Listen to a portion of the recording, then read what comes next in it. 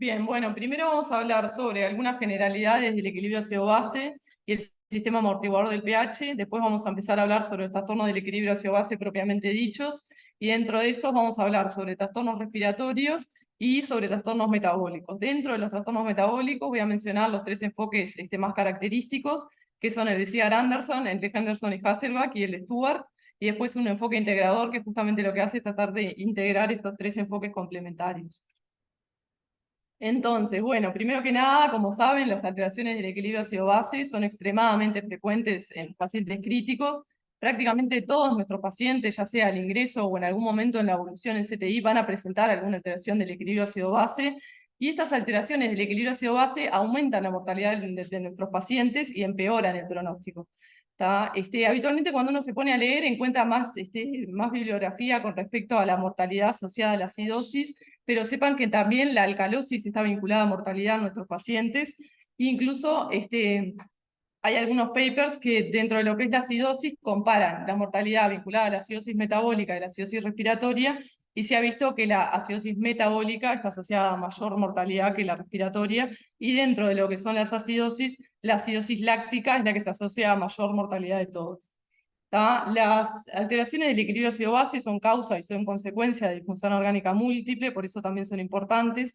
Y recuerden que para el intensivista es fundamental poder hacer un adecuado análisis del equilibrio ácido-base, porque con la gasometría, con el adecuado análisis del equilibrio ácido-base, con el examen físico, con los estudios de imagen y con la paraclínica del paciente, con todo eso, pero dentro de todo eso incluimos a la gasometría, es que el intensivista va a poder llegar a un diagnóstico etiológico y incluso a una conducta terapéutica determinada.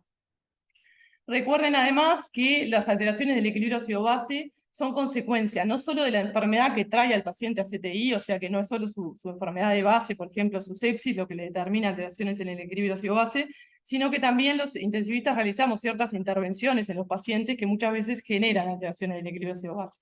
Ejemplos de eso son, por ejemplo, cuando a los pacientes administramos el mal llamado suero fisiológico, que es el suero salino de cloruro de sodio al 0,9%, muchas veces podemos generar una acidosis metabólica hiperclorémica, y eso en definitiva es algo que nosotros estamos generando y que el paciente no lo trae al CTI, sino que lo generamos nosotros.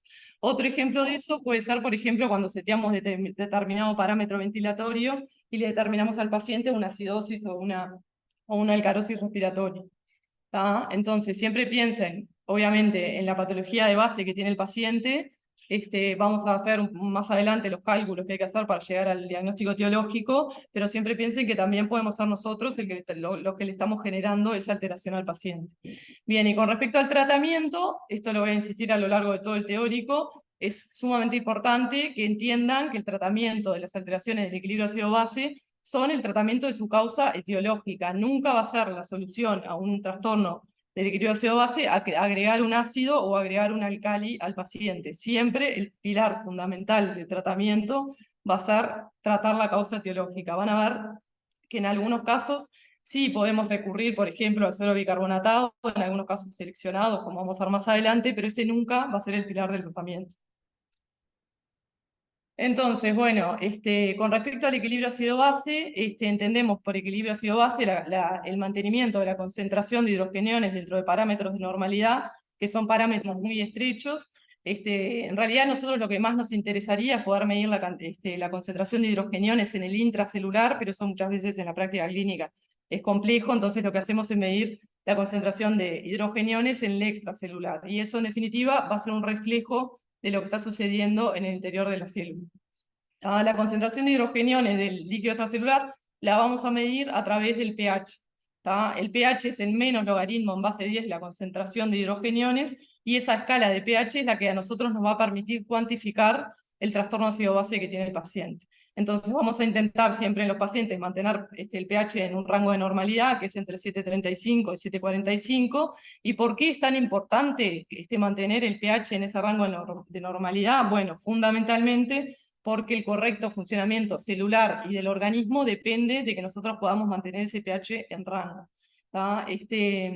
Los procesos metabólicos del organismo dependen del mantenimiento del pH, y las variaciones del pH van a determinar variaciones en la conformación estructural de las diferentes proteínas, y eso va a tener impacto en el funcionamiento celular. Entonces tenemos que siempre tratar, obviamente, de ese pH mantenerlo rango. Recuerden que por encima de 7,45 de pH hablamos de alcalosis, y por debajo de 7,35 de acidosis. Bien, nosotros todos los días, de forma diaria, el organismo genera ácido, que son ácidos volátiles y ácidos fijos. La gran mayoría, la gran proporción de los ácidos que generamos son ácidos volátiles. El 99,9% de la formación de hidrogeniones por día son ácidos volátiles, y está representado por el CO2. Decimos que el CO2 es un ácido porque tiene la capacidad de formar ácido carbónico cuando reacciona con agua. Y el CO2 va a ser el producto final del metabolismo. Como pueden ver en el esquema, se produce la agregación de aminoácidos, glúcidos y grasas. Eso lleva a la formación del acetil-CoA. El acetil-CoA ingresa en el ciclo de los ácidos tricarboxílicos, la cadena respiratoria, y se forma CO2, agua y ATP. Ese CO2 que se genera, que es un ácido volátil y que es un ácido porque tiene la capacidad que al reaccionar con agua, como decía, de formar ácido carbónico, va a ser regulado a través de la ventilación alveolar, como vamos a ver también más adelante. Y después tenemos los ácidos fijos, que los ácidos fijos son una minoría de la carga ácida que generamos por día, representa solo un 0,1% de la formación de hidrogeniones día. Y bueno, básicamente se generan a través del metabolismo de los aminoácidos, por lisina, la lisina, histidina, arginina, etc. También generamos ácido láctico, cuerpos cetónicos, ácido fórmico, pero estos son una proporción menor de la cantidad de ácido día que generamos. Generamos aproximadamente 70 milimoles de hidrogeniones por día. Entonces, si nosotros no tuviéramos una forma de hacer frente a esta carga ácida que generamos de forma diaria, si no tuviéramos una forma de amortiguar esto, obviamente que esta carga ácida sería catastrófico para el pH, ¿no? Entonces, lo que tenemos justamente es un sistema amortiguador, un sistema buffer, que básicamente son tres aspectos a destacar: el buffer de los líquidos corporales, el buffer pulmonar y el buffer renal. El de los líquidos corporales actúa de forma inmediata, demora unos pocos minutos. Después tenemos el buffer pulmonar, que actúa de forma mediata y demora aproximadamente horas. Y por último el buffer renal, que es un método de amortiguación tardío. Empezando con lo que es el buffer de los líquidos corporales, está representado fundamentalmente por el bicarbonato. El bicarbonato proporciona el 50% de la capacidad buffer del plasma. Después tenemos las proteínas, y dentro de ellas fundamentalmente la hemoglobina, que representa el 30% de la capacidad buffer del plasma. Y por último tenemos fosfatos y otras proteínas que representan el 20% de la capacidad buffer del plasma. Como pueden ver en esta ecuación, lo que va a suceder es que cuando aumentan los hidrogeniones, como pueden ver en la flecha, esos hidrogeniones van a ser amortiguados por el bicarbonato, o sea que se une bicarbonato con hidrogeniones, forma ácido carbónico, y ese ácido carbónico, por acción de la anidasa carbónica, se va a desdoblar en CO2 y agua, y ese CO2 es el que se va a regular a través de la ventilación alveolar. Bien, después, bueno, pasando un poco a lo que es el buffer pulmonar, básicamente el pulmón lo que va a hacer es aumentar o disminuir la ventilación alveolar en función de cuál sea el trastorno que predomine, si es alcalosis o acidosis. El CO2 se va a transportar al pulmón a través de diferentes mecanismos. Puede ser unido a la hemoglobina a través de lo que es la carboxihemoglobina, puede ser a través del CO2 disuelto, o puede ser en la forma de ácido carbónico, que en el pulmón, por acción de la anhidrasa carbónica, se va a desdoblar en CO2 y agua, y ese CO2 va a ser eliminado.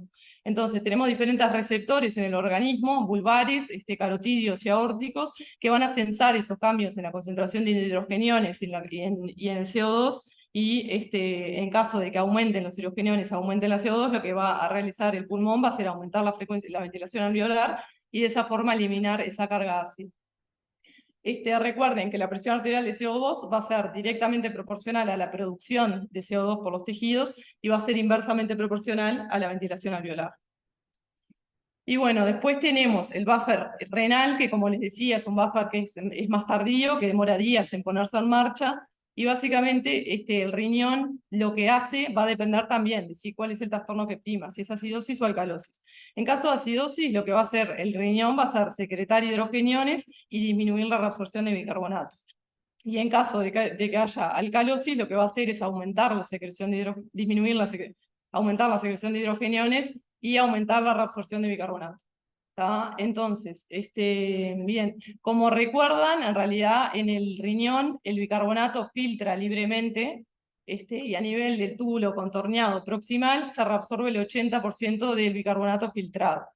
¿Tá? Entonces, lo que va a suceder a nivel del túbulo contorneado proximal es que en la célula del túbulo contorneado proximal se van a eliminar se van a secretar hidrogeniones desde el interior de las células hacia la luz tubular. Esos hidrogeniones se van a unir con el bicarbonato que fue filtrado por el riñón, van a formar ácido carbónico, ese ácido carbónico se va a disociar en CO2 y agua, el CO2 va a entrar nuevamente a la célula, reacciona nuevamente con agua, a través de la anidasa carbónica forma el ácido carbónico, y el ácido carbónico se dobla de vuelta en hidrogeniones y bicarbonato. Y ese bicarbonato va a entrar nuevamente a través de los capilares peritubulares a la sangre.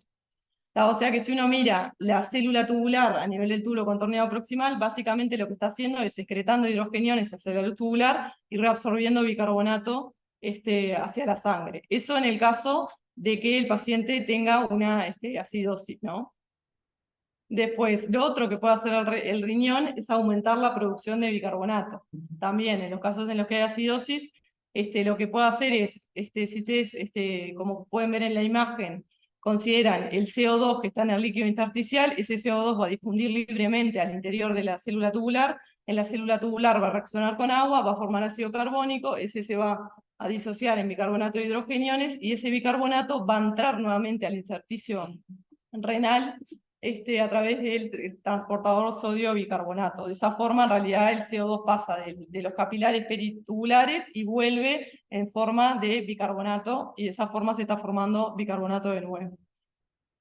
Y bueno, por último, lo que puede hacer también el riñón para tratar de compensar las cargas ácidas es aumentar la excreción de hidrogeniones. ¿Tá? Para aumentar la excreción de hidrogeniones, básicamente hay tres mecanismos. Puede ser a través de la excreción de hidrogeniones de forma libre, pero este es un mecanismo que es muy poco eficiente porque rápidamente el pH baja y se satura el mecanismo. Después puede ser por acidez titulable, y la tercera forma de excretar hidrogeniones es a través del amonio, que esa es la forma más eficiente. ¿Tá? Entonces, la segunda forma que les mencionaba, a través de la acidez titulable, de vuelta, si miramos el esquema, en el interior de la célula tubular, van a ver cómo los hidrogeniones salen a la luz tubular a través de la bomba hidrógeno TPasa y a través de la bomba potasio hidrógeno TPasa. Una vez que los hidrogeniones están en la luz tubular, se van a unir a determinados ácidos débiles, como son, por ejemplo, el fosfato, y de esa forma incorporan un hidrogenión y se eliminan junto con el fosfato. Eso es acidez titulable. Y por último, como les decía, la eliminación a través del amonio, que básicamente es la amoniogénesis, es la forma más efectiva que tiene el riñón para poder eliminar la excreción de esa carga ácida que tuvo. Entonces ahí lo mismo, se van a secretar los hidrogeniones desde la célula tubular hacia la luz tubular a través de la bomba potasio hidrógeno TPasa, y el hidrógeno TPasa, el hidrógeno se va a unir con el amoníaco y va a formar amonio, y de esa forma se eliminan hidrogeniones a nivel renal. ¿Tá? Bien, lo que no les mencioné de esto, que no sé si se los dije, es que en realidad esta parte de la excreción de hidrogeniones se produce en el túbulo contorneado distal. ¿Tá? Es fundamentalmente en el túbulo contorneado distal y en las células intercalares tipo A. ¿Tá? O sea que son esas tres formas: hidrogeniones de forma libre, a través de la acidez titulable y a través de la formación de amonio. Obviamente que esto siempre y cuando la alteración que tenga el paciente sea una acidosis. Si hay una acidosis, este mecanismo de excreción de hidrogeniones va a aumentar, y en el caso de que haya una alcalosis, al revés, va a disminuir. Bien, entonces, como pueden haber visto de todo esto que dije hasta ahora, en realidad el buffer de los líquidos corporales, que está representado fundamentalmente por el bicarbonato, en realidad es como algo que nos saca del apuro de forma transitoria y amortigua esos hidrogeniones, pero como pueden ver, no es que secreta, ni reabsorbe, ni base, ni ácido. En realidad simplemente lo que hace es transformarlo. Lo amortigua y lo transforma, pero no lo elimina. Entonces es por eso que con las horas y con los días, a través del pulmón y a través del riñón, es que esa carga ácida que nosotros generamos por día, esos 70 milimoles que generamos por día, el riñón va a tener que generar 70 milimoles más de bicarbonato que se perdió, se consumió al al realizar la amortiguación, y además va a tener que excretar esa carga ácida a través de la excreción de hidrogeniones. O sea que los tres mecanismos son importantes. Uno básicamente saca del apuro en el momento, pero los otros van a terminar excretando en definitiva esa carga ácida que producimos. ¿Hasta ahora vienen bien? Sí. Bueno, entonces, siguiendo un poco con el teórico, bueno, vamos a hablar ahora sí sobre los trastornos del equilibrio ácido-base propiamente dichos. Los trastornos, dentro de lo que son los trastornos metabólicos, como les dije, hay tres enfoques característicos. Sepan que estos tres enfoques característicos, hay muchísimos más enfoques y formas de analizar los trastornos del equilibrio ácido-base. Vamos a analizar estas tres formas porque son las más utilizadas. Pero sepan que hay otros. Hoy en día, hasta el día de hoy, no se ha demostrado que una forma de analizar el equilibrio ácido-base sea mejor que otra. Y este es un pedazo de una guía francesa que se publicó en el 2018, que es una guía sobre acidosis metabólica. Y en esta guía, en realidad, lo que recomiendan es que en una primera aproximación a una acidosis metabólica, esa alteración del equilibrio ácido-base se analice primero a través del método de la teoría de Henderson y Hasselbalch, y que en una segunda instancia, si es necesario, se puede llegar a realizar un enfoque a través de Stuart, porque el enfoque de Stuart tiene la ventaja de que nos permite analizar ciertas alteraciones, nos permite tener un mayor entendimiento de ciertos mecanismos fisiopatológicos en el caso de algunas alteraciones del equilibrio ácido-base. O sea que en primer lugar, esto en realidad es opinión de expertos, obviamente, ¿no? Lo que recomiendan es eso, primero Henderson y Hasselbalch, y si con esa forma de analizar el equilibrio ácido-base no llegamos a un diagnóstico claro, podemos complementarlo con el Stuart, justamente porque Stuart nos permite llegar a un mejor entendimiento de algunas alteraciones ácido-base, que como vamos a ver más adelante son la acidosis metabólica hiperclorémica, también el efecto alcalinizante de la hipoalbuminemia y también la acidosis vinculada a la hiperfosfatemia. Bien, entonces empezando con el enfoque de Sigurd Andersen, este enfoque se desarrolló en 1960 por este médico en Dinamarca, en Copenhague. Este médico básicamente lo que hace es introducir el término de base exceso de base, y eso es el número de miliequivalentes de ácido o de base que yo tengo que administrar in vitro a 1 litro de sangre para restablecer el pH a 740, mientras la PCO2 se mantiene en 40 a una temperatura de 37 grados. El base exceso normal va a variar entre 0 más menos 2, o sea, menos 2 a más 2. Ese es el valor normal, y este valor es importante que entiendan que es un valor calculado, no es un valor medido, y se calcula a través de esta ecuación, que es la ecuación de Van Slyke, que como pueden ver considera el delta bicarbonato, considera el delta pH y considera a la hemoglobina. Años más tarde, entonces en definitiva, importante de esto también entender que lo que hace es cuantificarlo, ¿no? El trastorno, cuánto exceso de ácido o de base hay, pero en realidad no te explica mecanismos, simplemente te cuantifica el trastorno ácido-base. Años más tarde se desarrolla la fórmula del base excess estándar, que básicamente esta fórmula lo que intenta es eliminar la variabilidad del base excess dependiente de la variabilidad de la hemoglobina. Entonces se establece una hemoglobina de 5 gramos de cilitro, que es la hemoglobina teórica y estandarizada del líquido extracelular. De esa forma, lo que está haciendo en definitiva el base excess estándar es aumentando la precisión del base excess. O sea que cuando miramos la gasometría nosotros en los pacientes, que habitualmente están los dos, lo que más tenemos que prestarle atención es al estándar, porque justamente elimina la variabilidad de la hemoglobina y toma como 5 de forma teórica y estandarizada ese valor de hemoglobina.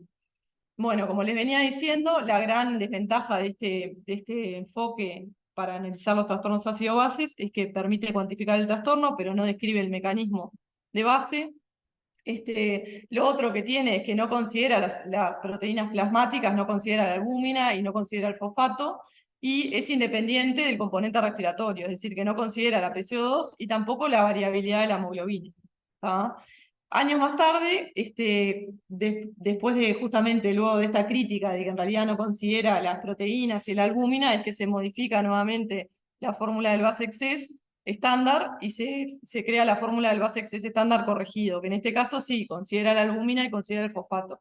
Esta fórmula no es la que está en la gasometría, digo, porque en realidad la que tenemos es la del Basex estándar. Esta con corrección de albúmina y fosfato, habría que en todo caso hacerlo a mano porque no está calculado por el gasómetro.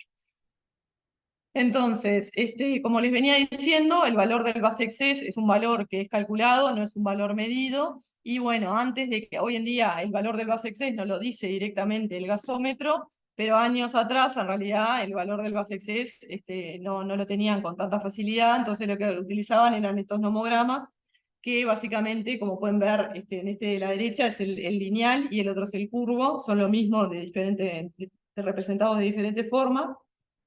Y, por ejemplo, si uno mira la línea azul, ahí en la columna de más a la derecha tenemos la CO2. En el medio tenemos el pH y la parte como curva sería el gas excess. Entonces, si uno establece, por ejemplo, una PCO2 de 40 y un pH de 7,40 y traza una línea entre los dos, lo que nos va a dar en la parte curva es el valor del gas excess del paciente, que como pueden ver es de 0. Y por ejemplo, otro ejemplo, si ponemos una PCO2 de 35, que es la línea roja, la unimos con un pH de 7,1, nos daría que el base excess de ese paciente es de menos 16. Recuerden que base excess por debajo negativo serían acidosis y por encima serían alcalosis. Estaban menores a menos 2 o mayores a más 2, acidosis o alcalosis. Y bueno, lo mismo en realidad en el homograma curvo. Está representado diferente, pero es básicamente lo mismo. Entonces, para Cigar-Anderson se reconoce 4 trastornos: la alcalosis y la acidosis respiratoria, y después la alcalosis y la acidosis metabólica. Como decía, por debajo de menos 2 serían acidosis metabólicas, y por encima de más 2 serían alcalosis metabólicas. Entonces, básicamente, primero, para analizarlo a través de Cigar-Anderson, uno tendría que mirar el pH, establecer si el paciente tiene acidemia, alcalemia o un pH dentro del rango de normalidad. Después, establecer cuál es el trastorno primario del paciente, si es respiratorio, representado a través de la PCO2, o metabólico, representado a través del Basex. Y una vez que estableció cuál es el trastorno primario, va a tener que ver si existe o no una compensación adecuada o no. Bien, bueno, siguiendo un poco con la hoja de ruta, ahora vamos a hablar un poco sobre el enfoque de Henderson y Hasselbalch. Este enfoque, en realidad, lo que tiene es que, bien, lo que considera este enfoque es que la fuente de hidrogeniones en el organismo son los ácidos volátiles y los fijos. O sea que al disociarse los ácidos volátiles y fijos son los que van a determinar cambios en el pH. Por tanto, el bicarbonato y los hidrogeniones son los variables independientes. Que, como vamos a ver, es diferente a lo que plantea Stuart, pero en este enfoque plantean eso: el bicarbonato es el principal determinante de los trastornos metabólicos, y la variable independiente, y la fuente de hidrogeniones va a ser la disociación de los ácidos volátiles y fijos. La desventaja que tiene este método es que algunas alteraciones del equilibrio ácido-base no las explica de forma satisfactoria, como vamos a ver más adelante, y que sí, Stuart lo hace, y esa es la ventaja que tiene Stuart. Y lo otro que tiene es que no considera el lactato y tampoco considera los iones divalentes, magnesio, calcio, como sí considera el enfoque de Stuart. Entonces, si vamos a ver un poco la ecuación de Henderson y Hasselbalch, como pueden ver ahí, recuerden que el pH era el menos logaritmo de la concentración de hidrogeniones. La concentración de hidrogeniones va a ser igual a una constante de disociación del ácido multiplicado por la relación existente entre el ácido no conjugado, el ácido conjugado, y la base. Entonces, si sustituimos la base por el bicarbonato, que habíamos dicho que era el principal base de los líquidos corporales, y el ácido por el ácido carbónico, entonces ahí obtenemos la segunda ecuación. Si el ácido carbónico lo sustituimos a su vez por su equivalente, que es la CO2 disuelta, nos queda PCO2 por 0,03. Ahí esa sería la tercera ecuación. Y a su vez, si esto lo expresamos de forma logarítmica, obtenemos la ecuación de Henderson y Hasselbalch, que dice que el pH es igual a una constante de disociación del ácido más, ahí quedó medio mal porque me cambió el formato, más el logaritmo en base 10 de la relación existente entre el bicarbonato y el CO2 disuelto. Entonces, siempre que el bicarbonato disminuya o que la PCO2 aumente, el pH va a disminuir, y va a haber acidosis. Y siempre que el bicarbonato aumente y la PCO2 disminuya, el pH va a aumentar y va a haber alcalosis. Entonces, básicamente, Henderson y Harbaugh establece que hay dos polos, un polo respiratorio del trastorno de ácido base y un polo metabólico, y define 4 trastornos: las acidosis y alcalosis respiratorias agudas y crónicas, y dentro del polo metabólico, la alcalosis y la acidosis metabólica.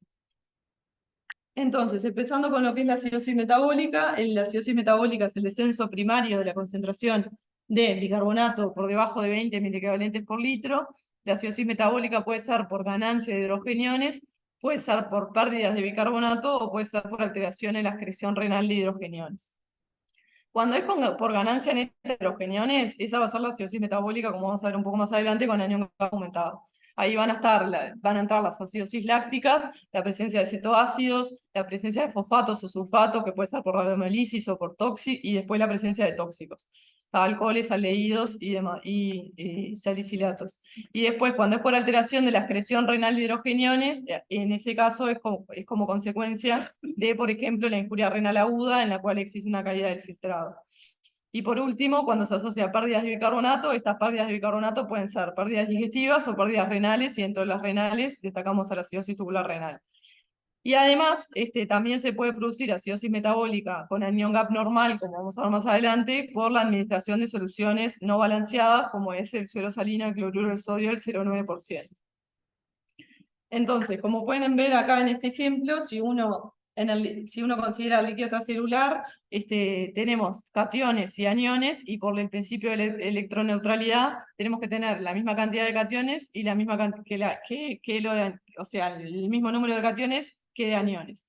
Entonces, los cationes del líquido extracelular el principal catión del líquido extracelular es el sodio, 142 milivalentes por litro. Después tenemos al potasio en menor proporción, el calcio y el magnesio.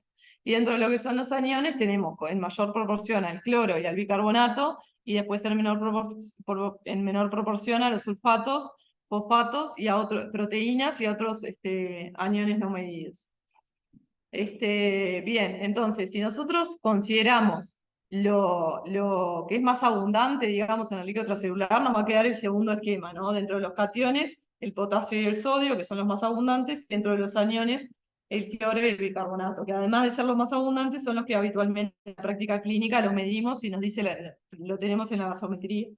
Entonces, como les decía, por el principio de electroneutralidad, la cantidad de cationes tiene que ser igual a la cantidad de aniones. Si nosotros hacemos, en este ejemplo, cationes menos aniones, nos va a dar una discordancia. Es decir, que hay algunos aniones que no estamos midiendo. Eso es el anión GAP. Nosotros hacemos sodio más potasio menos cloro más bicarbonato, nos va a dar un bache ahí, que es el anión GAP, que son esos aniones que sabemos que existen, pero que no los estamos midiendo. Y bueno, el valor normal de anión GAP varía entre 12 y más o menos 4, o sea, de 8 a 16. En algunos libros van a ver que el potasio no lo considera. Lo más correcto es considerarlo, porque habitualmente lo tenemos fácil, lo tenemos disponible. En el caso de que no consideren el potasio, el valor normal va a ser de 8 más o menos 4. Entonces, una vez que nosotros calculamos el anión GAP, es fundamental, sobre todo en nuestros pacientes, que lo corrijamos por la hipoalbuminemia, que hagamos el anión GAP corregido, porque en nuestros pacientes es muy frecuente que tengan hipoalbuminemia, o sea que de la mano del cálculo del anión GAP tiene que ir el cálculo del anión GAP corregido. La hipoalbuminemia lo que va a hacer es descender el anión GAP. Por cada un gramo de decilitro de albúmina descendida, el anión GAP va a descender entre 2 y 2,5 miliequivalentes por litro. El anión GAP corregido va a ser igual al anión GAP calculado por la fórmula que ya vimos, más 2,5 por el delta albúmina. Este 2,5 en algunos libros también van a ver que en vez de 2,5 ponen 2, es por eso que les acabo de decir que por cada un gramo litro desciende entre 2 y 2,5, o sea que cualquiera de las dos fórmulas está bien. Y ese 2,5 lo vamos a multiplicar por el delta albúmina. Bien, si nosotros calculamos el anión GAP, digo que tenía el paciente un anión GAP aumentado, lo corregimos, está aumentado realmente el anión GAP, lo siguiente a realizar sería el cálculo de la brecha molar. La brecha molar se calcula como osmolaridad medida menos osmolaridad calculada. La brecha osmolar normal es menor o igual a 10 miliosmoles por litro. Si la brecha osmolar nos da mayor a 10, lo que nos está diciendo es que hay algún tóxico dentro de esos aniones no medidos, hay un tóxico, que puede ser un alcohol, un aldehído o un salicilato. Entonces, como pueden ver en el ejemplo, en el esquema, En realidad en este no me acuerdo que les quería mostrar, pero básicamente esto es no nada, está normal, tenemos el potasio, el sodio, el cloro y el bicarbonato, y vemos que hay un anion gap allí, que es lo que estamos midiendo nosotros cuando hacemos la cuenta, que ese es el anion gap normal. ¿Tá? Después acá, como pueden ver, en el esquema, el bicarbonato disminuyó, tiene 14 de bicarbonato, y la relación cloro-sodio está mantenida. ¿Tá? Si hacen la cuenta, está mantenida. O sea que es una acidosis metabólica con anion gap aumentado. Y esto puede ser, como habíamos dicho hoy, con brecha osmolar normal o con brecha osmolar aumentada. Cuando es con brecha osmolar normal, esto puede ser secundario a una acidosis láctica, a cetoácidos, puede ser por sulfatos y fosfatos, como habíamos dicho, que puede ser por radionolisis o por ira, y después cuando es con brecha osmolar aumentada, cuando la osmolaridad medida y calculada nos da mayor a 10, es por intoxicaciones. Lo otro que les iba a decir es que la osmolaridad medida y calculada, la medida es la que se calcula con un osmómetro en el laboratorio. No es la que nos da la gasometría. ¿Tá? La que nos da la gasometría es una cuenta que hace el gasómetro a partir de los datos de sodio, potasio, y cloro y demás. ¿Tá? Pero lo hace a través de esto que no les comenté. Esta fórmula de osmolaridad es la que usamos siempre, que supongo que ya la conocen. Osmolaridad es igual a 2 por sodio, esto es lo que hace el gasómetro. 2 por sodio más glicemia dividido 18 en miligramos de decilitro, más el BUN dividido 2,8, que el BUN recuerden que es la urea dividido 2,8. El gasómetro, yo creo que la parte del BUN obviamente no la considera porque esos datos no los tiene, pero considera lo otro. O sea, con osmolaridad medida es en laboratorio, es con un osmómetro y no en todos los laboratorios hay osmómetro. Y la osmolaridad calculada sí es la que calculamos nosotros a través de la fórmula. Sí.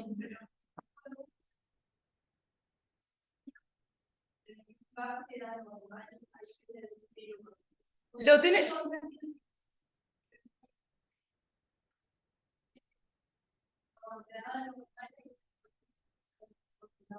Ah. Lo que hace en realidad la hipoalbuminemia es descender el anion gap. ¿Tá? O sea que en realidad yo creo que lo más seguro es hacerlo siempre. ¿Tá? Calcularlo siempre. Es cierto que no te lo va a ascender, te lo va a descender. Pero me parece que lo más seguro para uno quedarse tranquilo, si tenemos el valor de albúmina, calcularlo siempre y salir de la duda. ¿Tá? Entonces, bueno, una vez que yo establecí que el paciente tiene un anion gap aumentado, le calculé la brecha osmolar, definí si era con brecha osmolar normal o aumentada. Lo siguiente a realizar sería calcular el delta anion gap, delta bicarbonato.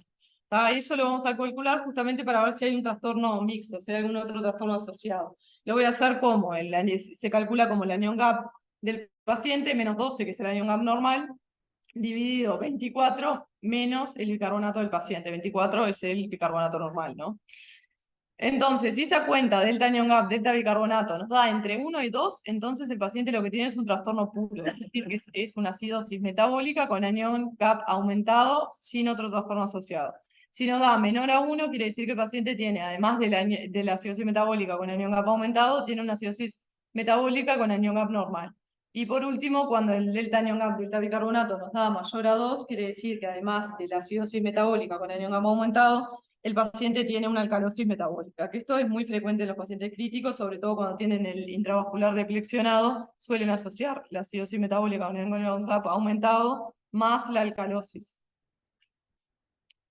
Bueno, entonces, esto ahora pasando a lo que es la acidosis metabólica con anion gap normal o hiperclorémica. En este caso hay menos cuentas para hacer, solo podemos hacer básicamente el cálculo del anion gap urinario, que se calcula como sodio más potasio menos cloro, y el valor normal es de 41 más menos 9.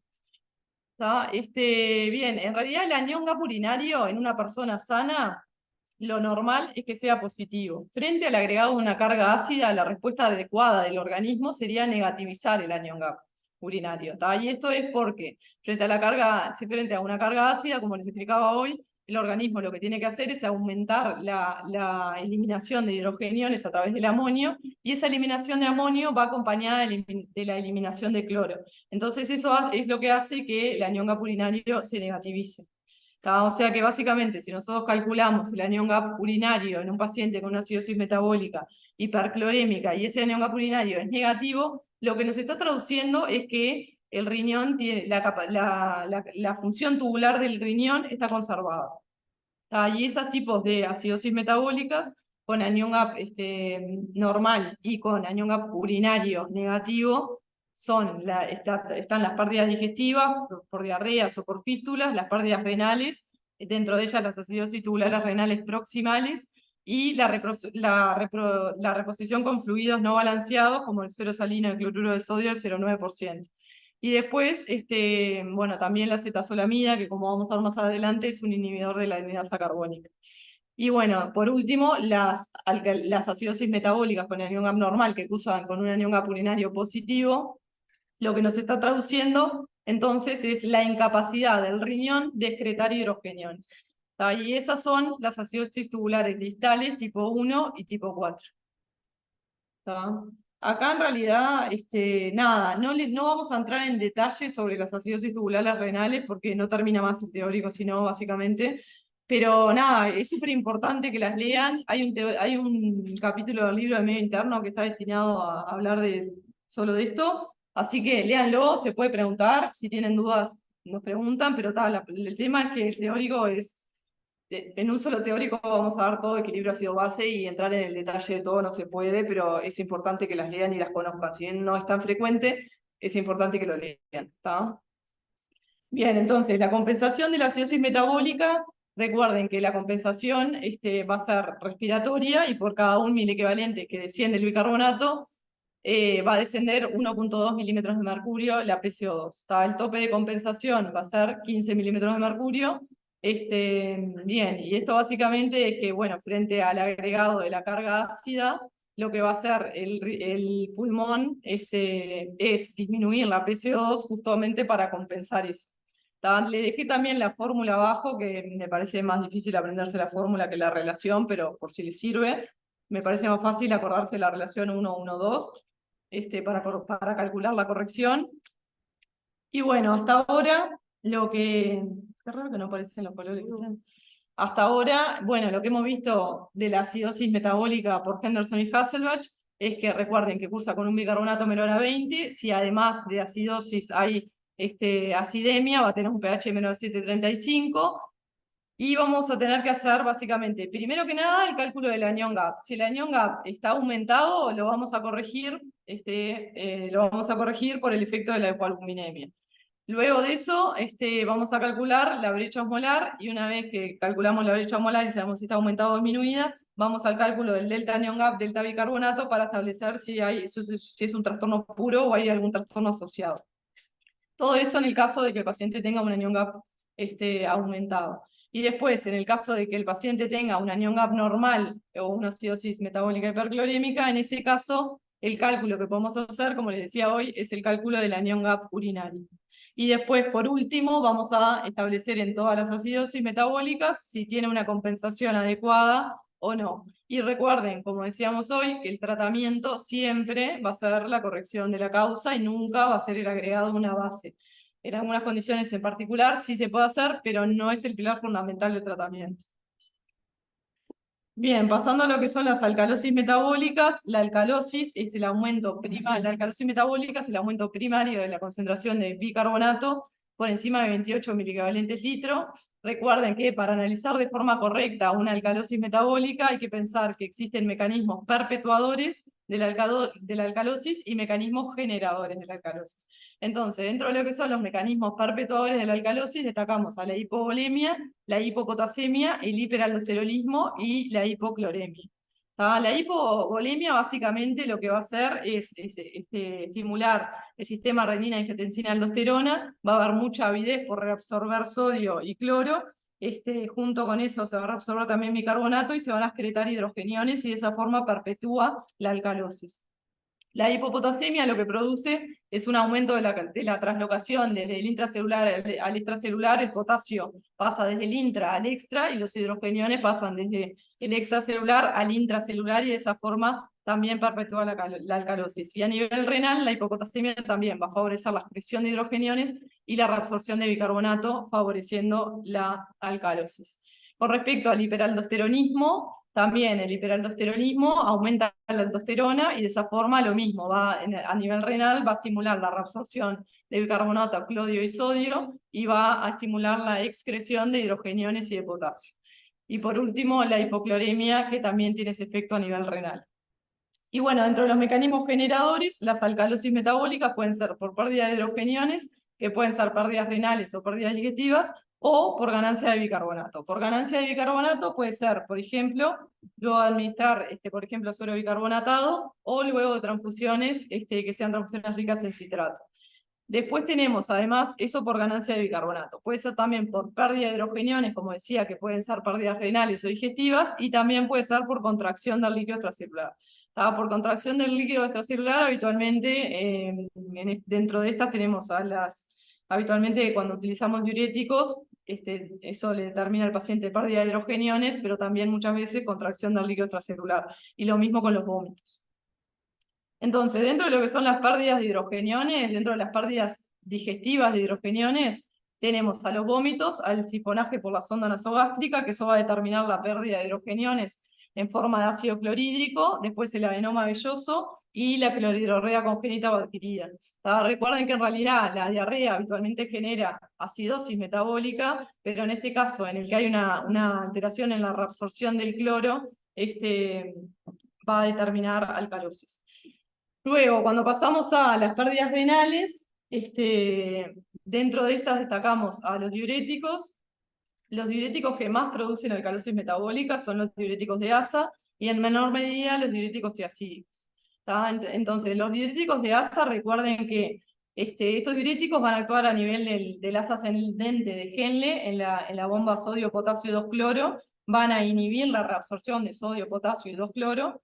Y de esa forma, en realidad lo que hacen es evitar que se forme el gradiente medular. El gradiente medular no se forma y por tanto la vasopresina no puede actuar a nivel del túbulo colector y eso hace que se elimine una orina que está diluida. O sea, se genera una orina diluida y se afectó la capacidad de concentrar y de diluir la orina. Mientras que las tiacidas actúan a nivel de túbulo contorneado distal y lo que inhiben es la bomba sodio-cloro.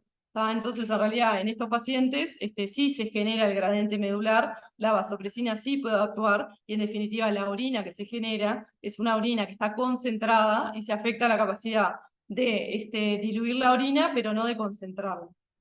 Por eso es que en realidad los diuréticos de asa eliminan mucha más cantidad de agua y los diuréticos tiacídicos, si bien también eliminan agua, son los más natriuréticos que hay. En realidad son mucho más natriuréticos que los diuréticos de asa. Y básicamente como les decía, inhiben la reabsorción de sodio y cloro y estimulan y favorecen la reabsorción de bicarbonato y la excreción de hidrogeniones. Con respecto al aumento de los mineralocorticoides, nada, esto puede ser consecuencia de un hiperaldosteronismo o de un síndrome de Cushing. Con respecto al hiperaldosteronismo, habitualmente lo que vemos nosotros en CTI, en los pacientes críticos, puede ser el hiperaldosteronismo secundario, que se produce por estimulación del sistema renina-angiotensina-aldosterona, aumenta la renina y esto es característico en los estados edematosos, en la insuficiencia cardíaca, en los síndromes nefróticos y en la cirrosis. Si bien hay otras causas. Y después el hiperaldosteronismo primario ya es menos frecuente, habitualmente no lo vemos, se produce como consecuencia de un aumento de la aldosterona, y pueden ser ejemplos de ellos por frecuencia el adenoma adrenal y el hiperaldosteronismo idiopático. Y después el síndrome de Cushing se puede dar por alteración a cualquier nivel del eje hipotálamo hipofisario adrenal. Puede ser por aumento de la hormona liberadora de corticotropina, por aumento de la corticotropina, por aumento de cortisol o idiopático cuando administramos esteroides exógenos. Básicamente, bueno, por aumento de la corticotropina, recuerden a la enfermedad de Cushing. Después los tumores, los carcinomas pulmonares a células pequeñas también pueden producir este síndrome de Cushing y producir alcalosis. Y bueno, por último, como les decía, los esteroides fundamentalmente. Bien, después pasando a lo que es la alcalosis post-hipercámnica, esto simplemente es, por ejemplo, en los pacientes EPOC que vienen a terapia intensiva y terminan en ventilación mecánica, muchas veces nosotros realizamos una corrección rápida de la PCO2 a través de la modalidad ventilatoria que le seteamos al paciente, y ese paciente, pese a que el CO2 ya lo corregimos, al riñón le lleva un poco más de tiempo poder compensar ese cambio en la PCO2, y eso es la alcalosis metabólica poshipercámica. En estos pacientes, como vamos a ver más adelante, se puede llegar a hacer acetazolamida. Después tenemos los síndromes de Bartel y de Gitelman, que es básicamente estos son tubulopatías que afectan el de Bartel afecta la bomba sodio-potasio 2-cloro que mencionábamos del túbulo del haz ascendente de Henle, y el de Gitelman es una afectación del gen que codifica la bomba sodio-cloro del túbulo contorneado distal. De esa forma va a pasar como actúan como si fuera un diurético, en definitiva. Tienen el mismo efecto porque actúan en la misma bomba, ya sea furosemide, de asa o tiazida. Después de la hipopotasemia y del síndrome de refeeding, que ahí ustedes no lo ven, que está bajo de hipopotasemia, básicamente lo que produce es traslocación del intra al extracelular, de potasio, de hidrogeniones. El potasio ya lo habíamos comentado, y después el síndrome de refeeding. Recuerden que el refeeding es que, bueno, frente a una carga de hidratos de carbono en un paciente que no se venían nutriendo o que es un paciente caquéctico, la carga de hidratos de carbono va a producir o puede producir el trípode característico del síndrome de refeeding por hipopotasemia, hipomagnesemia, hipofosfatemia, y además de eso puede producir también la translocación de hidrogeniones desde el extracelular al intracelular y de esa forma desarrollar alcalosis. Bien, con respecto a la compensación de la alcalosis metabólica, por cada un miliequivalente que aumenta el bicarbonato, la PCO2 va a aumentar 0,7 milímetros de mercurio, justamente para tratar de compensar ese efecto. El tope de compensación va a ser de 55 milímetros de mercurio. Les dejo ahí la fórmula también. Y bueno, la otra forma de clasificar a la alcalosis metabólica es clasificándola, estableciendo si es clorosensible o clororesistente. Cuando es clorosensible, el cloro urinario va a ser menor a 10, y cuando es cloro resistente va a ser mayor a 10. Entonces, lo que nos está mostrando cuando el cloro urinario es menor a 10, es que el riñón está tratando de reabsorber toda la mayor cantidad de cloro posible. Y en esos trastornos, los trastornos que están asociados a ese al cloro urinario disminuido y que son clorosensibles son las alcalosis por vómito, por sifonaje, por la clorhidrorea, los diuréticos, la poshipercámnica y la que está vinculada a la contracción de Arlecki. Es decir, todo lo que básicamente el cloro está jugando un papel predominante. Y después tenemos las clororesistentes, que las podemos dividir en función de si el paciente tiene o no tiene hipertensión. Si tiene hipertensión, hay que pensar en los mineralocorticoides aumentados, y dentro de ellos por hiperaldosteronismo, como puede ser como vimos en los estados edematosos. Y después, cuando están normotensos, pensar en la translocación, lo translocacional, la hipopotasemia y el refeeding, la ganancia de bicarbonato, por ejemplo, por suero bicarbonatado, y los síndromes de Bartel y de Gitelman. Entonces, esto es importante porque va a tener implicancias en el tratamiento. O sea, que el tratamiento siempre va a ser tratar de corregir los mecanismos perpetuadores, pensar en la etiología y plantear un tratamiento para tratar de corregir la causa etiológica. Entonces, en las alcalosis metabólicas que son clorosensibles, va a ser los mecanismos perpetuadores habitualmente de estas alcalosis metabólicas son la hipocloremia, la hipopotasemia y la hipovolemia. Entonces, justamente el tratamiento va a ser corregir eso, corregir la volemia mediante la reposición con cristaloides, corregir la hipocloremia con solución salina de cloruro de sodio de 0,9%, y en ese plan basal que vamos a poner, corregir la hipopotasemia. Esas son las que son clorosensibles. Y por otro lado, las clororesistentes, vamos a tener que pensar, por ejemplo, si es por hiperaldosteronismo, por ejemplo, en los estados edematosos, vamos a tener que ir a tratar a la causa etiológica. Cuando es, por ejemplo, y en otros casos, como les mencionaba hoy, podemos acudir a la acetazolamida. La acetazolamida es un inhibidor de la anidrasa carbónica, y básicamente lo que hace es inhibir la reabsorción de bicarbonato, y es de esa forma que va a generar acidosis. ¿No? Entonces, la acetazolamida en realidad, sin mucha evidencia, se puede llegar a utilizar en la alcalosis poshipercámnica y en la alcalosis asociada a diuréticos, por ejemplo, en los pacientes con hiperaldosteronismo por estados edematosos. En esos pacientes en los que se puede llegar a utilizar con un nivel de evidencia bajo.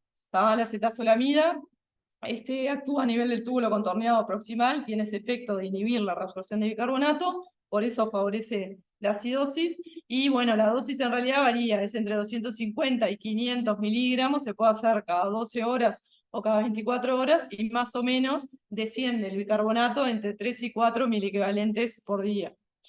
Recuerden eso, que bueno, en esos casos es en los que se puede utilizar, pero no hay demasiada evidencia.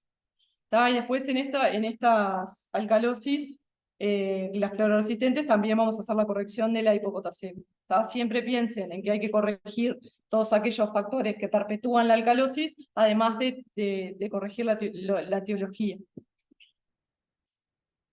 Bueno, entonces ahora vamos a pasar al enfoque físico-químico de Stuart.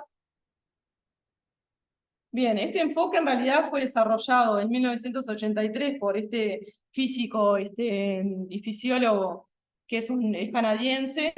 Este hombre en realidad trabajó mucho en la Universidad de Brown y es ahí donde en 1980 desarrolla este modelo. Básicamente lo que hace es romper el paradigma clásico del enfoque tradicional de Henderson y Hasselbalch y desarrolla este otro enfoque que, como les decía hoy, no se ha demostrado que un enfoque sea mejor que otro, sino que son enfoques que son complementarios, y lo que tiene de bueno el Stuart es que algunas alteraciones del equilibrio ácido-base las explica mejor que el enfoque tradicional. Y esas alteraciones que explica mejor, como vamos a ver más adelante, son la acidosis metabólica hipercalorémica, el efecto alcalinizante de la hipoalbuminemia y la acidosis vinculada a hiperfosfatemia. Entonces, este hombre lo que establece es que las variaciones del pH van a estar establecidas por el movimiento de iones a través de las membranas biológicas. Él establece que la fuente de hidrogeniones va a ser el agua, a diferencia de lo que, como vimos más adelante, decía Henderson y Hasselbalch, de que la fuente de hidrogeniones era la disociación, ¿se acuerdan?, de ácidos fijos y volátiles. Bueno, él no, él dice que la fuente de hidrogeniones es el agua, y que las variables que vimos hoy, el bicarbonato y los hidrogeniones, no son variables independientes, sino que son dependientes. Y en definitiva establece como independientes a la PCO2, a la diferencia de iones fuertes y a la TOT. Que esto lo pueden ver acá.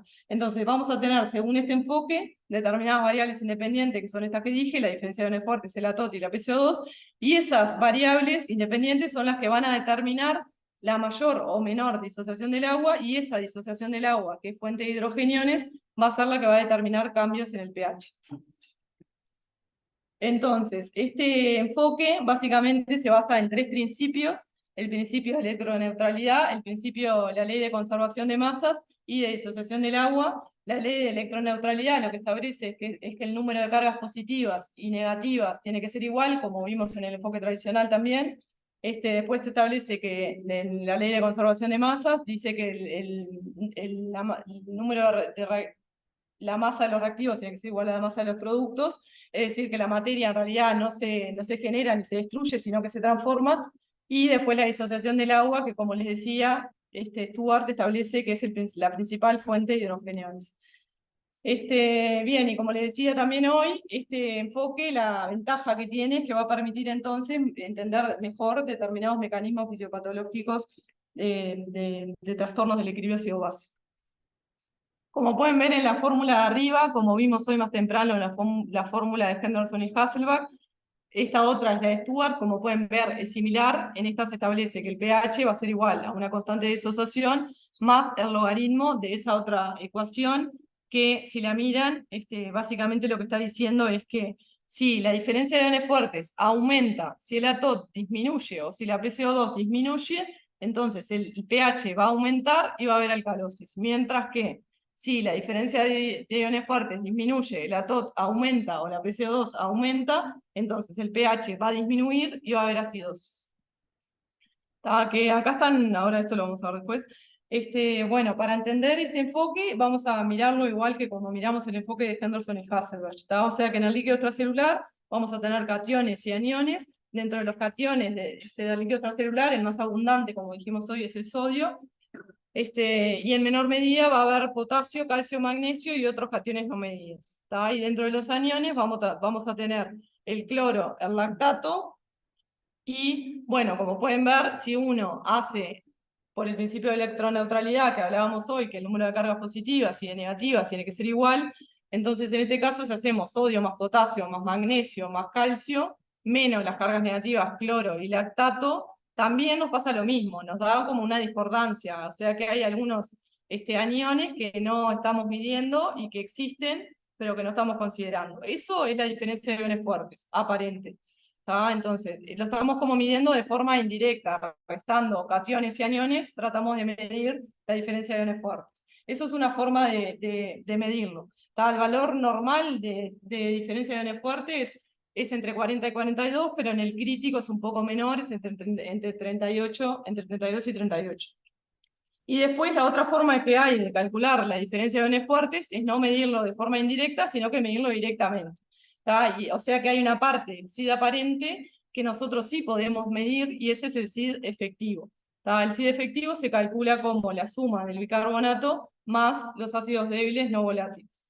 Que los ácidos débiles no volátiles, que es el ATOT, va a ser la albúmina y el fosfato. Estos son los predominantes. Dentro de los ácidos débiles no volátiles predomina la albúmina y el fosfato en el organismo, pero sepan que hay otros. Entonces, cuando el SID aparente, en condiciones normales, el SID aparente y el SID efectivo tienen que ser iguales, ¿no? Porque en realidad yo estoy midiendo de forma indirecta o de forma directa el gap ese que me queda de aniones. Entonces, cuando esa diferencia me da discordante y el SID aparente menos el SID efectivo me da mayor a 2, me da positivo, lo que me está diciendo es que hay algo que yo no estoy midiendo y que son aniones que no estoy midiendo. Esos son los aniones no medidos. Entonces, el SID aparente lo vamos a calcular, como dije hasta ahora, sodio más potasio más magnesio más calcio menos cloro más lactato. Vieron que en realidad, como les venía diciendo del enfoque de Henderson y Hasselbalch, que tenía la desventaja de que no consideraba los cationes divalentes ni al lactato, bueno, este enfoque sí lo considera y es una virtud del enfoque. O sea que el SID aparente lo voy a calcular así, el SID efectivo, como dije, lo voy a calcular como bicarbonato más ATOT, el GIF voy a esperar que sea 0, pero en los casos en los que hay aniones no medidos va a ser mayor a 2, y el ATOT lo voy a calcular como albúmina por 2,5 más fosfato por 0,5. Ahí es importante que para los cálculos en los seminarios eso miren bien las unidades, porque si no les puede dar mal. Cuando hacemos albúmina por 2,5, la albúmina la estamos expresando en gramos decilitro.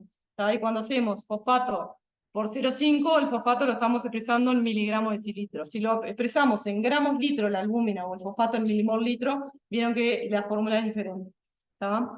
Y el valor del anion gap normal va a variar entre 17 y 19. Bien, entonces, ¿cuándo vamos a tener acidosis? Vamos a tener acidosis, como vimos hoy, cuando esto es lo mismo que estamos viendo con la fórmula de... Perdón, estoy pasando ahí esa... Esto es lo mismo que estamos viendo, o sea, para llegar a la conclusión de cuándo hay acidosis y cuándo hay alcalosis, uno tiene que mirar la fórmula simplemente de Stuart, ¿no?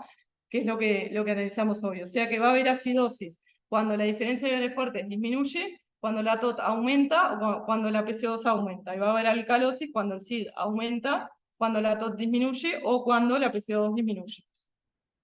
Entonces, según Stuart, van a haber trastornos respiratorios y trastornos metabólicos. Y dentro de lo que son los trastornos metabólicos, vamos a tener ahí que analizar la TOT y la diferencia de iones fuertes. Cuando la diferencia de iones fuertes está disminuida, hay acidosis. Cuando la diferencia de iones fuertes es normal, en estos dos casos, o sea que SID normal o SID disminuido, es cuando nosotros tenemos que calcular el gap de iones fuertes.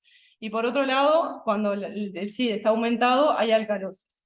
Entonces, empezando con el análisis de la diferencia de iones fuertes. Como les decía, hago el cálculo de diferencia de iones fuertes, que como ya vimos es sodio más potasio más calcio más magnesio menos cloro más lactato. Hago esa cuenta. Si el SID me da normal o aumentado o disminuido, en esos casos tengo que pasar al cálculo del gap de iones fuertes. Entonces, yo puedo tener un SID disminuido, que es el más a la derecha, eso me traduce a acidosis, ahí puedo calcular el gap de iones fuertes, que si el gap de iones fuertes es 0, o sea que si yo tengo un SID disminuido con un gap de iones fuertes de 0, en definitiva lo que voy a estar teniendo es una acidosis metabólica, hiperclorémica o una acidosis láctica. Esto después ahora lo vamos a ver con los esquemas de los cationes y aniones para que lo entiendan mejor. Después, cuando el SID es normal, ahí también tengo que calcular el gap de iones fuertes, que, bueno, me puede dar positivo. En el caso de que yo tenga un SID normal y un GIF positivo, recuerdan que el gap de iones fuertes cuando es positivo me habla de aniones no medidos, o sea que pueden ser cetoácidos, sulfatos tóxicos, pueden ser también citoquinas proinflamatorias. En este caso, ustedes pueden decir, bueno, ¿por qué hay esta en realidad acidosis si el CID es normal? En realidad el CID es normal, el CID aparente, pero el CID efectivo va a estar disminuido. Justamente ahora con el esquema, con los otros esquemas le va a quedar más claro. Pero siempre entonces que el CID esté disminuido normal, calculen el GIF para ver si hay hipercloremia, hiperlactatemia o si hay aniones no medidos. Y después, cuando el CID está aumentado, hay alcalosis, que puede ser alcalosis por aporte exógeno de cationes, por ejemplo, por la administración de suero bicarbonatado, y puede ser también, si no, por las pérdidas de aniones mayores a las pérdidas de cationes, ya sea por pérdidas renales o digestivas.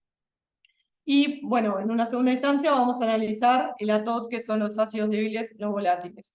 Recuerdan que el ATOT era fosfato, consideraba el fosfato y la albúmina. Entonces, cuando tenemos un ATOT aumentado, es porque hay una albúmina que está aumentada o porque hay hiperfosfatemia, o sea que hay acidosis. Puede ser, el aumento de los fosfatos puede ser, por ejemplo, en el contexto de una injuria renal aguda o una rhabdomyolysis, o en el contexto de crisis tumoral. Y después, cuando el ATOT está disminuido, hay alcalosis, que puede ser por hipoalbuminemia. Bien, entonces, nada, recuerden que por ejemplo, cuando la diferencia de iones fuertes está disminuido, eso quiere decir que el agua no se disocia y por tanto hay acidosis. El CID disminuido en realidad se puede producir por cambios en los iones, pero también se puede producir por cambios en el agua. Entonces, cuando es por cambios en los iones, uno tiene que pensar que el CID esté disminuido porque hay hipercloremia o porque hay hiperlactatemia, o porque el CID aparente esté normal, pero el CID efectivo esté disminuido, como es el caso de los aniones no medidos. Y después también puede ser que el CID esté disminuido por cambios en el agua. Y eso es, por ejemplo, cuando desciende el sodio, por ejemplo, cuando hay efecto dilucional por exceso de agua. Y después, en el otro, más a la derecha, cuando el CID está aumentado, eso en realidad es traducción de que el agua no se disocia y hay, por tanto, alcalosis. Y eso es lo mismo, puede ser por cambios en los iones, ya sea por la natremia elevada, por la hipocloremia, o por cambios en el agua. Y cuando es por cambios en el agua, recuerden el efecto, el efecto concentracional por el déficit de agua. Entonces, hasta ahora lo que hemos visto de estos dos enfoques, Henderson y Hasselbalch y de Stuart, como pueden ver, en realidad son muy pocas las cuentas que tienen que hacer, y son cuentas simples. En Henderson y Hasselbalch, como vimos hoy, es el anion gap corregido, la brecha osmolar y el delta-delta, y en las hiperclorémicas, el anion gap urinario. Y después, en Stuart, también son, muy pocas cuentas y muy fáciles de hacer, el CID aparente, el CID efectivo, el GIF y el ATOT. Y entonces, Henderson y Hasselbalch va a reconocer 4 trastornos metabólicos, la acidosis con anion gap normal o con anion gap aumentado, las alcalosis, clorosensibles o clororesistentes, y Stuart va a reconocer dentro de lo que son las acidosis metabólicas, va a ser, eso puede ser por CID disminuido o por ATOT aumentado, y las alcalosis por CID aumentado o ATOT disminuido. ¿Vienen entendiendo? Sí. Bueno, entonces, comparando uno y otro enfoque, como les dije ya varias veces, la fuente de hidrogeniones a través del enfoque de Henderson y Hasselbalch son los ácidos fijos y volátiles, y eso es lo que va a determinar cambios en el pH, mientras que por Stuart la fuente de hidrogeniones va a ser la disociación del agua. O sea que las variables independientes en Stuart son la diferencia de iones fuertes, el ATOT y la PCO2. Esas variables independientes van a generar mayor o menor disociación del agua, y es el agua la que es fuente de hidrogeniones y va a determinar cambios en el pH. El enfoque de Stuart tiene la debilidad de que, como pudieron ver, considera variables que no siempre medimos en la práctica clínica diaria, como son el magnesio, el fósforo, la albúmina. Y bueno, por otro lado, el enfoque de Henderson y Hasselbalch, como les decía, la desventaja es que no considera iones débiles ni lactato, y que algunos trastornos del equilibrio ácido-base, como vamos a ver más adelante, no los explica tan bien como Stuart. Bueno, entonces ahora pasando a un enfoque integrador, acá en este ejemplo, como pueden ver, Tenemos cationes, aniones, y lo de la derecha sería como la condición basal, y la última columna es como la condición patológica, ¿no? Entonces, como pueden ver en el ejemplo, la diferencia de iones fuertes aparente se mantiene igual. La diferencia de iones fuertes efectiva, que se acuerdan que era bicarbonato más ATOT, disminuye. Y en este caso, el gap de iones fuertes, como pueden ver, es positivo, o sea que hay aniones no medidos. Esto analizándolo por Stuart. Y si uno lo mirara por Henderson y Hasselbalch, como pueden ver en el ejemplo, el bicarbonato está descendido y también el anión gap daría aumentado. Entonces, hay acidosis. ¿Está? Este ejemplo puede ser, por ejemplo, como decíamos, las acidosis metabólicas vinculadas a cetoácidos, tóxicos, sulfatos y demás. Este otro ejemplo, bien, en este otro ejemplo vamos a tener, como pueden ver en la imagen, una diferencia de iones fuertes aparente que va a estar disminuida, o sea que por Stuart hay acidosis. El gap de iones fuertes en este ejemplo es de 0, y si uno lo analiza por Henderson y Hasselbalch, el bicarbonato está disminuido, o sea que hay acidosis. Estos son los ejemplos de acidosis metabólica hiperclorémica o de acidosis láctica.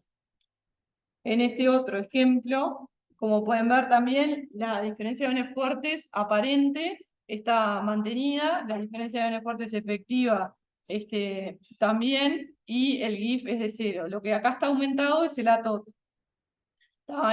Por tanto, si el ATOT está aumentado, hay acidosis por Stuart, y el bicarbonato, como pueden ver, está descendido, o sea que por Henderson y Hasselbalch hay acidosis. En este caso, ejemplos de ATOT aumentado, como veíamos hoy, podría ser por fosfatos, por radioglici, por lisis tumoral o por IRA, o por el aumento del álbum. Bueno, en este otro, como pueden ver, el bicarbonato está aumentado, o sea que hay alcalosis, y el ATOT, la diferencia de iones fuertes efectiva está aumentada, está a expensas de un aumento en el bicarbonato.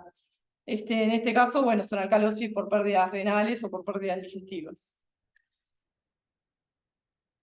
Y en este último ejemplo, como pueden ver también, el ATOT va a estar disminuido y el bicarbonato está aumentado, o sea que es una alcalosis metabólica con el ATOT disminuido. Puede ser por hipoalbuminemia o por hipofosfatemia. Bien, y ahora, bueno, este es un enfoque integrador que básicamente vieron que hoy temprano les dije que el Base-Excess lo que tenía la desventaja, una de las ventajas, de las desventajas que tiene, es que cuantifica el trastorno, pero no permite analizar bien los mecanismos. Entonces, si yo igualo el valor del Base-Excess que está cuantificando el trastorno ácido-base, lo igualo al efecto del DIF sobre el Base-Excess más el efecto del lactato sobre el Base-Excess más el efecto de la albúmina sobre el Base-Excess más otros iones, voy a obtener que el Base-Excess va a ser igual a sodio menos cloro menos 35, que ahí lo que estoy haciendo básicamente es viendo sodio y cloro. En realidad estoy considerando los principales aniones y cationes del LEC, ¿no? Sodio menos cloro menos 35, que 35 sería la diferencia de iones fuertes normal. Entonces estoy viendo cuánto se aleja mi DIF del DIF normal, en definitiva. Y después el efecto del lactato lo voy a medir como 1 menos lactato. Entonces, lo voy a medir como 1 menos el lactato. Si el lactato es menor a 1, entonces en ese caso el valor me va a dar positivo. ¿Tá? Y si el lactato es mayor a 1, es decir, que la hiperlactatemia está jugando un papel predominante, o por lo menos está jugando un papel en la acidosis del paciente, entonces el valor me va a dar negativo. ¿Tá? Y después el efecto de la albúmina lo voy a calcular como 0,25 menos el delta albúmina. ¿Tá? Y después otros iones. Entonces, si yo de esta ecuación despejo otros iones, me va a dar que otros iones es igual al Base-Excess menos el efecto del DIF, del lactato y del albúmina. Entonces, en definitiva, llego al valor de otros iones si es que existen. ¿Tá? En definitiva, lo que hace este enfoque es integrar el Cigar Anderson con el Henderson y Hasselbalch y con el de Stuart. ¿Entendieron? Los veo como... Está muy largo, ¿cuánto vamos? ¿Qué hora es? 3:30. ¿Qué hago? ¿Sigo? Después lo escucharán en parte, masazo, pobre. Bueno, y con respecto a la acidosis metabólica hiperclorémica, acá les pongo un ejemplo para que entiendan qué es lo que genera en definitiva. Como pueden ver, en el plasma nosotros tenemos 140 miliequivalentes litro de sodio, tenemos 102 miliequivalentes litro de cloro, o sea que en el plasma tenemos un SID, si hacemos la resta, de 38 miliequivalentes por litro.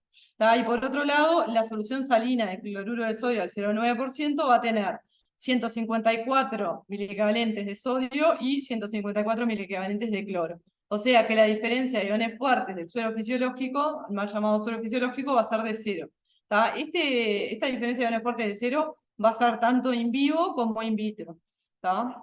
Entonces, si nosotros mezclamos ese litro de plasma con ese litro de suelo salino de cloruro de sodio del 0,9%, nos va a dar, si vemos el tarro grande, nos va a dar que de sodio vamos a tener 140 más 154 en 2 litros. Eso dividido 2 nos da 148 miliequivalentes litro. Y de cloro vamos a tener 102 más 154, dividido 2 nos da 128 miliequivalentes litro. Entonces, si le calculamos el SID a esa nueva mezcla, digamos, nos va a dar que tiene un SID de 19,5. Es decir, que la diferencia de iones fuertes pasó de 38 a 19,5. Descendió la diferencia de iones fuertes, por lo tanto, el agua se disocia y por lo tanto hay acidosis. Esto según el método Stuart. ¿No? Entonces, igual, bien, de todas formas, como recuerdan, la relación cloro-sodio en el organismo, en el plasma, es de 0,75. Y como pueden ver en el ejemplo, cuando nosotros aportamos solución salina de cloruro de sodio al 0,9%, en realidad, en proporción, estamos aportando más cloro que sodio. Y es por eso que el suero fisiológico, al aumentar el cloro en mayor proporción que el sodio, genera acidosis metabólica con anión gap normal o con un SID disminuido según Stuart. Y acá, por otro lado, tenemos a las soluciones balanceadas, como puede ser el suero Ringer lactato. En el suero Ringer lactato, si hacemos la misma cuenta, nos da que el SID del plasma, como vimos, es de 38. El suero Ringer lactato va a tener, como ven ahí, de cationes 137, que en realidad son 130 miliequivalentes por litro de sodio, tiene 4 miliequivalentes por litro de potasio y tiene 3 miliequivalentes por litro de calcio. Y además tiene de cloro 109 miliequivalentes por litro. Entonces, si le calcula, y tiene además de lactato 28 miliequivalentes por litro. Si nosotros hacemos la cuenta de la diferencia de iones fuertes en esta solución, nos va a dar también de 0. O sea que la diferencia de iones fuertes del suero Ringer va a ser de 0 in vitro, pero cuando nosotros lo administramos en el plasma, ese lactato se metaboliza rápidamente y es por eso que decimos que la diferencia de iones fuertes del suero Ringer en realidad in vivo es de 28 miliequivalentes por litro. ¿Por qué? Porque ese lactato, que son 28 miliequivalentes por litro, que estoy aportando yo, rápidamente se van a metabolizar en el organismo. O sea que, como podemos ver, en definitiva vamos a tener que el SID de la mezcla, que es el tarro grande, va a pasar a ser de 34, cuando en el organismo lo normal es 38. O sea que el SID disminuyó, pero en mucho menor medida que lo que disminuyó con el suero salino de cloruro de sodio del 0,9%. Ahora después vuelvo a esto. Bien, entonces, ¿por qué? Cuando una solución es balanceada, decimos que una solución es balanceada cuando la diferencia de iones fuertes es mayor o igual a 24 miliequivalentes por litro. Y eso sale del siguiente análisis. Si nosotros consideramos todas las cargas positivas y negativas en el plasma, nos quedaría que la diferencia de iones fuertes más los hidrogeniones menos el ATOT menos el bicarbonato menos el OH sería igual a 0. Por el principio de electroneutralidad. El H y el OH salen de la disociación del agua. Entonces, si nosotros aportamos solución salina de cloruro de sodio del 0,9%, que como dijimos tiene una diferencia de iones fuertes de 0, el SID lo podemos sustituir por 0, porque eso que les digo, el suero salino tiene una SID de 0, y nos va a quedar 0 más hidrogeniones menos 17, que es el átomo normal, que ese también lo podemos despreciar, porque el suero fisiológico no aporta ni fosfato ni albúmina, menos 24, que es el valor normal de bicarbonato, menos OH. O sea que en definitiva nos termina quedando en el último renglón de la ecuación una carga ácida de menos 24. Para poder contrarrestar ese valor que llegamos de menos 24, voy a tener que aportar soluciones que tengan, por tanto, una diferencia de iones fuertes mayor o igual a 24. Y es de ahí que surge que decimos que las soluciones balanceadas son aquellas que tienen un SID mayor o igual a 24. Y estas soluciones van a ser las que alteran menos la diferencia de iones fuertes. Por eso es que el suero Ringer, en realidad, al tener un SID mayor a 24, decimos que es una solución balanceada. Bien, y de las soluciones que utilizamos habitualmente en terapia intensiva, les puse acá un cuadrito. Como pueden ver, son el suero salino de cloruro de sodio del 0,9%, que ya lo analizamos, que tiene 154 milicavalentes de sodio y de cloro, y que por tanto el SID aparente y el SID in vitro in vivo va a ser de 0. Después el Rinsker lactato, que como les dije, el SID in vitro va a ser de 0, pero in vivo, como el lactato se metaboliza, va a ser de 28. Después tenemos el suero bicarbonatado, ya sea el 6 molar o el 1 molar, que aporta 966 milicavalentes de sodio y de bicarbonato, y por tanto la diferencia de N fuertes in vitro va a ser de 0, pero in vivo, en el caso del bicarbonatado, va a ser de 966 en el caso del 1 molar y de 166 en el caso de un sexto molar, porque lo mismo, el bicarbonato en el organismo se metaboliza rápidamente y por tanto la acid in vivo in vitro va a ser de 0 y en vivo va a ser de 966. Quería decir algo más de ahí, pero no me acuerdo. Eso, que en realidad en el suero bicarbonatado el efecto, el efecto de generar alcalosis, digamos, que tiene, según el enfoque de Stuart, es porque produce hipernatremia, ¿no? Y según el enfoque de Henderson y Hasselbalch es porque produce aumento del bicarbonato. Y después, bueno, en el caso de los hipertónicos, el hipertónico al 3 o el hipertónico al 7,5, el hipertónico al 3 aporta 513 milivalentes de sodio de cloro, y el hipertónico al 7,5, 1250 de sodio y de cloro, por tanto, su diferencia de N fuertes, tanto in vitro como in vivo, va a ser de 0. Y después, por último, otra cosa que no les puse acá en el esquema es que todos los fluidos que administramos hipotónicos, como el tercio salino, el glucosado, también todos tienen SID de 0, ¿no? O sea que no son balanceados. Bueno, con respecto al tratamiento de las acidosis metabólicas, como ya les dije 25 veces en el teórico, lo importante es corregir la causa que genera el trastorno. No se va a solucionar el problema con el agregado de un ácido o de una base. El suero bicarbonatado, en algunos casos muy seleccionados, se puede llegar a usar, pero como les dije, no es el pilar fundamental del tratamiento. Recuerden que el suero bicarbonatado va a tener determinados efectos, y estos van a hacer que aumenta el base excess, aumenta el pH, va a aumentar la PCO2, va a generar también hipernatremia, hipopotasemia, hipocalcemia, y también puede generar sobrecarga de volumen. O sea que genera un montón de alteraciones en el equilibrio ácido-base, ¿no? Que no son deseables. Además, algunos autores también han descrito que lo que puede producir el suero bicarbonatado es una acidosis intracelular, y eso puede tener efectos deleterios en el organismo, y que además al producir hipocalcemia puede alterar la contractilidad miocárdica, que tampoco es un efecto deseado.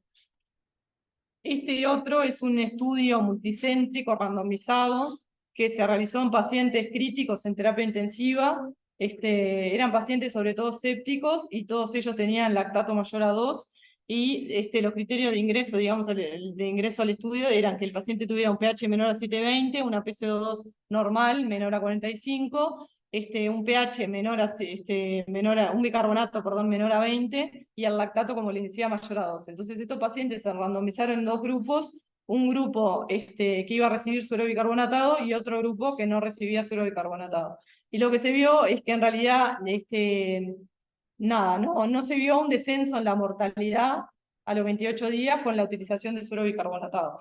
Lo que sí se vio es que, bueno, en algunos pacientes, que los que tenían IRA CADIO2 o CADIO3, en esto sí se vio un descenso en la mortalidad a los 28 días.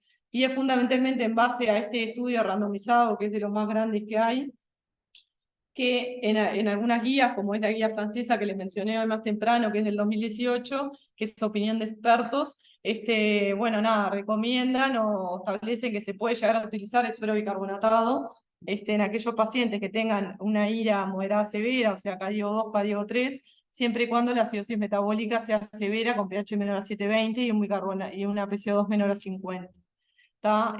Bueno, esto, como les decía, en esta, por ejemplo, en esta guía que es opinión de expertos, se establece que sí se puede realizar, pero bueno, nada, insistimos en que no es el pilar fundamental del tratamiento. Y no va a ser. Esto está con batería. Ah, no, creo que no. A ver.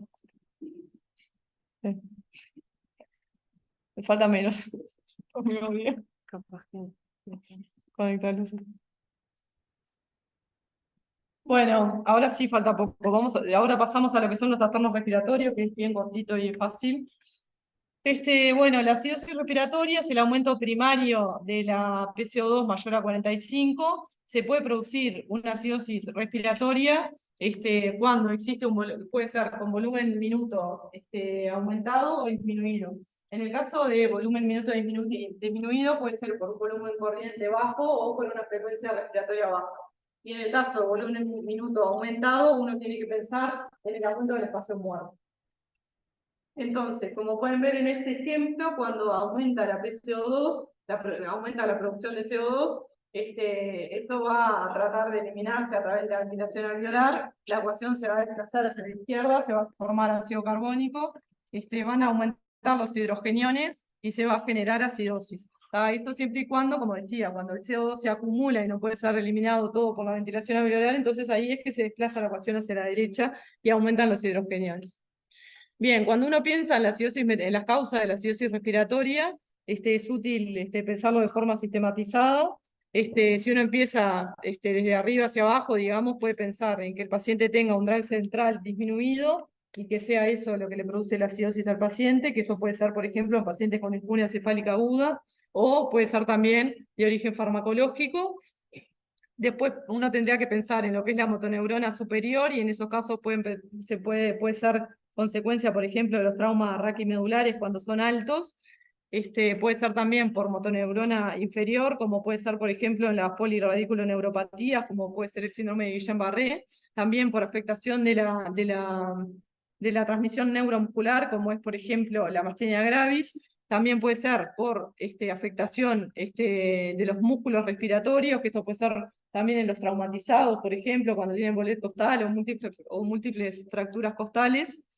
¿Qué otra cosa? Después de la vía aérea intratoráxica, puede ser, por ejemplo, en el caso de BQ bajo extremo o con pacientes con CBO severa, y también por vía aérea extratoráxica en los casos de que exista una obstrucción de la vía aérea superior, por ejemplo, por estridor. Bueno, y cuando pensamos en esto no sé si estoy pasando, sí. Cuando pensamos en las acidosis respiratorias, eso era entonces como vimos con volumen minuto disminuido. Cuando hay acidosis respiratorias con un volumen minuto aumentado, uno debería pensar en que haya un aumento del espacio muerto patológico, que esto puede ser por un gasto cardíaco bajo, porque el paciente ya tenía un tromboembolismo pulmonar, o porque nosotros estemos generando una hiperinsuflación con el modo ventilatorio que iniciamos. Entonces, con respecto a los efectos de la hipercapnia, recuerden que el aumento de la PCO2 desplaza la curva de disociación de la hemoglobina hacia la derecha, es decir que el oxígeno se entrega más fácilmente a los tejidos, y eso va a determinar también un desplazamiento, va a determinar un aumento de la P50, que recuerdan que es el nivel al que se encuentra la hemoglobina saturada en un 50%. Como otros efectos también de la hipercapnia, las alteraciones en el flujo sanguíneo coronario, cerebral y esplácnico, y puede generar también determinadas arritmias, puede generar la hipercapnia también de debilidad muscular, y bueno, depresión de la contractilidad también miocardio. Con respecto a la compensación de la acidosis respiratoria, la compensación va a ser renal y va a depender de hace cuánto tiempo se instaló esa acidosis, qué tan efectiva va a ser la compensación o no. Entonces, en una primera instancia, la compensación se va a producir por los buffers de los líquidos corporales, por la hemoglobina, las proteínas, el bicarbonato, y va a aumentar el bicarbonato un miliequivalente litro por cada 10 milímetros de mercurio, que aumenta la PCO2. Y cuando la acidosis respiratoria ya es más crónica, ahí se pone en marcha la compensación renal, como vimos hoy, y va a aumentar el bicarbonato 4 milivalentes litro cada 10 milímetros de mercurio, que aumenta la PCO2. Y bien, pasando por último a la alcalosis respiratoria es el descenso primario de la concentración de la PCO2, perdón, menor a 35. Como habíamos visto hoy, la PCO2 va a ser directamente proporcional a su producción, inversamente proporcional a la ventilación alveolar, y frente a un aumento de la ventilación alveolar, la PaCO2 va disminuyendo.